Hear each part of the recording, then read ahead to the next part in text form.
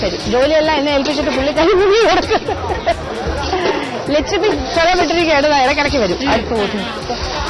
ഇതെല്ലാം മുഴുവനുള്ള വഴട്ടലാണ്. ഇത് ആദ്യമായിട്ടാണ് നമ്മളിങ്ങനെ പീസസ് ആക്കാണ്ട് വഴട്ടുന്നത്. ചെറിയ ഉള്ളി വഴട്ടാറുണ്ട്, പക്ഷെ ടൊമാറ്റോ അതേപോലെ തന്നെ. എണ്ണ ധാരാളമായിട്ട് ഒഴിക്കുന്നുണ്ട്.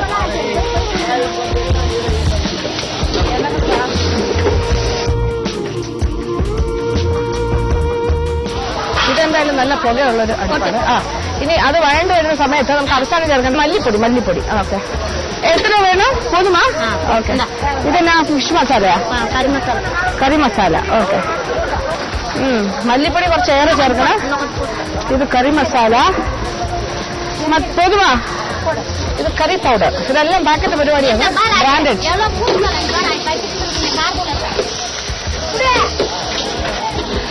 നമ്മൾ പൊങ്കാലയിടുന്ന സമയത്താണ് ഇത്രയും പോകാൻ സാധാരണയായിട്ട് നമുക്ക് അനുഭവപ്പെടുന്നത്. കുറച്ച് മുളക് പൊടി. ഇത് മുഴുവൻ എടുക്കുന്നത് കൊഞ്ചം മതി.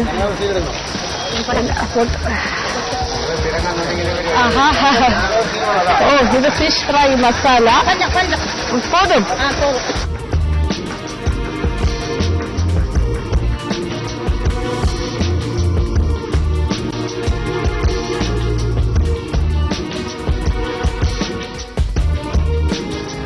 അപ്പൊ കാര്യങ്ങളെല്ലാം വഴണ്ട് കഴിഞ്ഞു. ഇനി ഇതിലേക്ക് നമ്മൾ എടുത്തു വെച്ച പൊടികൾ.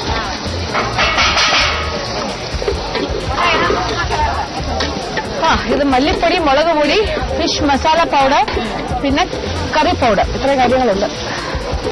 അതും പാകത്തിന് മൂത്തു. ഓക്കെ. അപ്പൊ വഴട്ടൽ പരിപാടി കഴിഞ്ഞിട്ട് ആട്ടലാണ്.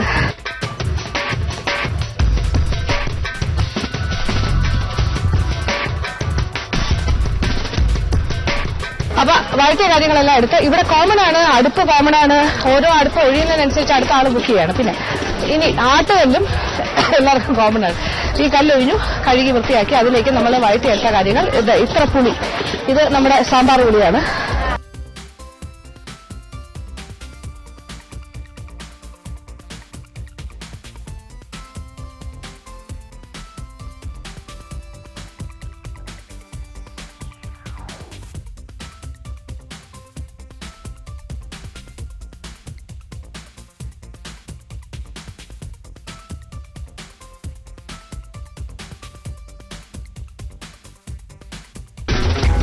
അപ്പൊ ഇവിടെ എല്ലാ പരിപാടിയും ഇങ്ങനെ മാനുവലായിട്ടാണ് ചെയ്യുന്നത്. ഇപ്പൊ എല്ലാ ജോലിയും എന്റെ തലയിലായി, അതെല്ലാം മാറിപ്പോയി. ഇനി ഇതിലേക്ക് പുളി, കുതിർത്ത പുളിയാണ് വെള്ളത്തിൽ കൊടുക്കുന്നത്.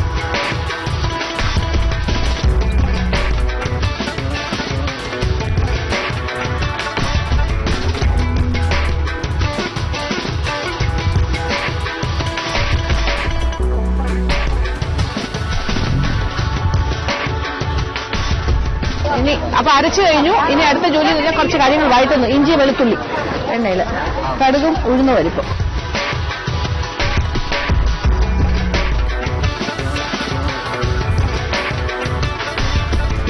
കുറച്ച് ഉലുവ, മുഴുവൻ ഉലുവ. ഇത് ഇഞ്ചി വെളുത്തുള്ളി അരച്ചത്. പൊട്ടി വരുമ്പോ ഇഞ്ചി വെളുത്തുള്ളി അരച്ചത്.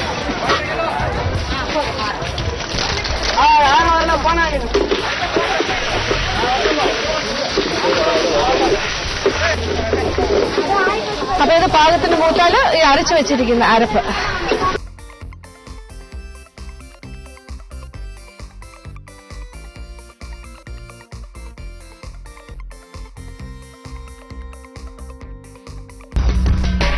അപ്പൊ ആവശ്യത്തിന് ചാറ്, അതിനുള്ള വെള്ളം.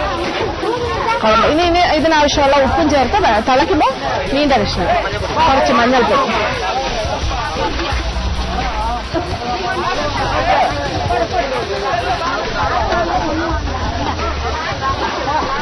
கொஞ்சம் உப்பு எடுப்போம் கையில் வாங்கிக்கூடாது.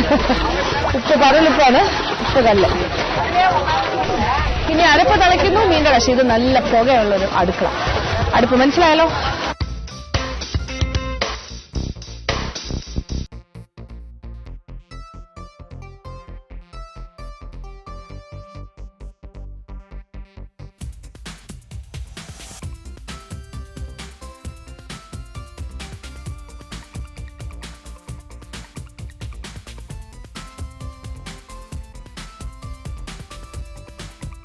ഇപ്പൊ കുഴമ്പിന്റെ ആ ഒരു അരപ്പ് ഇങ്ങനെ നന്നായിട്ട് തിളച്ചു കഴിഞ്ഞു. ഇനി മീനിന്റെ പീസസ് അതിനകത്തേക്ക് ഇടുന്നു.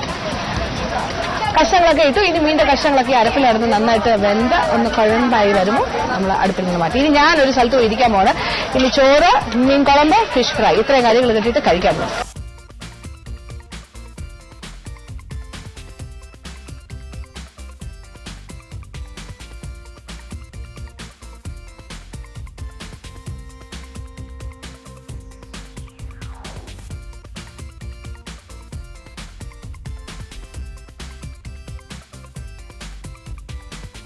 ചോറ്, മീൻ കുഴമ്പ് ഇങ്ങത്താണ്. ചോറ് ബക്കറ്റിലാണ്. എന്റെ അമ്മോ ഒരുപാട് പാള പ്ലേറ്റ്. പിന്നെ മീൻ കുഴമ്പ് റെഡി, ഫിഷ് ഫ്രൈ റെഡി, പൊരിയൽ. പൊരിയൽ എന്ന് പറഞ്ഞാൽ പൊരിച്ചത്.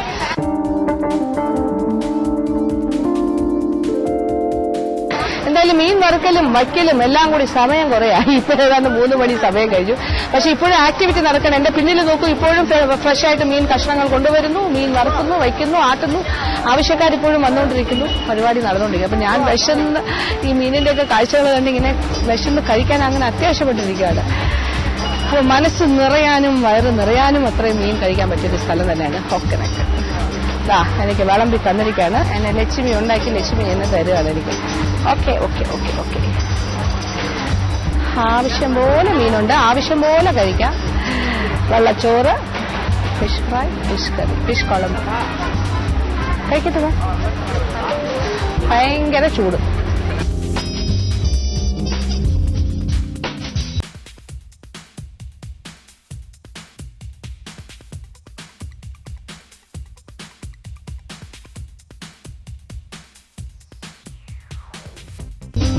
കൊള്ളാം. ഒരു ഡിഫറെന്റ് എക്സ്പീരിയൻസ് തന്നെയാണ് ഇത്. മീൻ ഉണ്ടാക്കുന്ന ഒരു മേഖലയിൽ ഇരുന്നുകൊണ്ട് തന്നെ മീനിന്റെ വിഭവങ്ങൾ കഴിക്കുന്നു.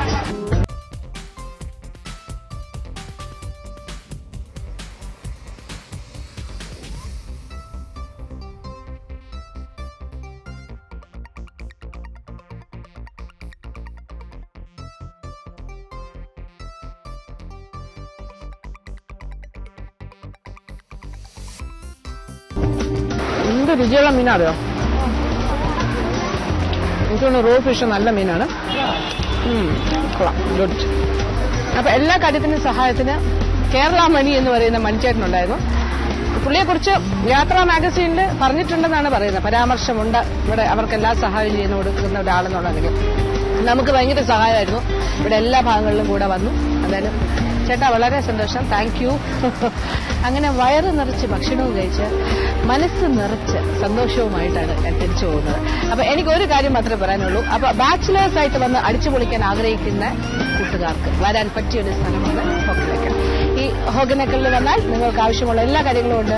നിങ്ങൾക്ക് വെള്ളത്തിൽ ചാടിക്കളിക്കാം. അകത്തും പുറത്തും വെള്ളമായിട്ടിരിക്കുന്ന ആൾക്കാർ ഇവിടെ ഞാൻ കാണാൻ സാധിച്ചു. പിന്നെ യാത്രയും വളരെ രസകരമാണ്. പിന്നെ വന്നു കഴിഞ്ഞാൽ ദേഹത്തൊക്കെ ഓയിൽ മസാജ് കിട്ടും. എന്ത് വേണം, പൈസ കൊടുത്ത് ഇടി വാങ്ങിക്കുന്ന ഒരു പരിപാടിയാണ് ഓയിൽ മസാജ്. നല്ലതായിട്ട് തിരുമി ഇടിയും അടിയും ഒക്കെ തന്നിട്ടാണ് നമ്മുടെ ദേഹം തിരുമി തരുന്നത്. അത് പിന്നെ മീൻ, നല്ല ഫ്രഷ് മീൻ, ഇഷ്ടംപോലെ മീൻ കഴിക്കാനുള്ള അവസരം, അങ്ങനെ എന്തെല്ലാം കഴിച്ചത്. അപ്പോൾ തീർച്ചയായിട്ടും വരിക. പിന്നെ ഫാമിലി ആയിട്ടും വരാം. ആർക്ക് വേണമെങ്കിലും വരാൻ പറ്റിയ സ്ഥലം ഇത്. തമിഴ്നാടിന്റെ എൻ പോർഷൻ, കർണാടകയുടെയും ഒരു എൻ പോർഷൻ, രണ്ടിന്റെയും നടുക്കായിട്ടുള്ള ഭാഗം. അപ്പോൾ വിശേഷങ്ങളെല്ലാം ഇഷ്ടമായല്ലോ. അപ്പോൾ നാളെ വീണ്ടും കാണാം. അതുവരെ